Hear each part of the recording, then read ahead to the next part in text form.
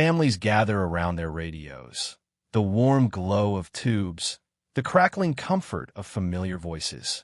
But at exactly 9:17 p.m., something interrupts that routine. A voice that should not exist, forces its way across the airwaves. Was it a prank? A mistake?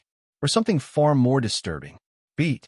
Tonight, we unveil one of the strangest unsolved radio events in history, the Phantom Broadcast. The station was WJZR, a small but beloved regional broadcaster in New England. At precisely 9:17 p.m., during a live orchestra segment, the music abruptly warped, slowed, and then cut out entirely. What followed was 22 seconds of dead air. Then a voice, calm, whispery, and unlike any known announcer, spoke. "The sky is open. Do not look up when the second sound comes." The voice faded. Then the orchestra continued as if nothing had happened. The engineers claimed they didn't hear it from inside the studio. Only listeners at home did. Phone lines exploded. Some callers insisted the message repeated in a loop, though others heard it only once. One caller, a woman named Eleanor Briggs, described the voice as close, too close, like someone was speaking from inside my living room. Another claimed the voice didn't sound human at all, more like an emotionless recording.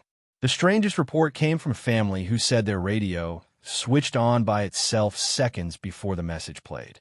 Engineers began searching for an explanation. Was it a pirate signal? A freak atmospheric reflection? A hoax? None of these fit the facts. The next morning, newspapers reported a loud boom heard across 3 towns at 2:13 a.m., what scientists later labeled an atmospheric explosion. No source was ever identified. And here's where things get chilling. The mysterious voice said, "Do not look up when the second sound comes." But no one knew what the first sound was supposed to be. Residents claimed they heard a faint hum just before the explosion, the same hum some listeners said accompanied the broadcast interruption. Coincidence or warning? WJZR was recording that night's broadcast on wax discs, a standard technique for archiving live shows. But when technicians reviewed the discs, the interruption was missing. No voice, no static, not even the 22 seconds of silence. Instead, the recording showed a perfect, uninterrupted musical performance. Yet eyewitness letters, diaries, and police logs confirmed thousands of people heard something. Even stranger, one private collector claimed he owned a bootleg recording capturing the phantom message. But when he tried to play it in 1951, the disc had warped into a perfect spiral, as if melted from the inside.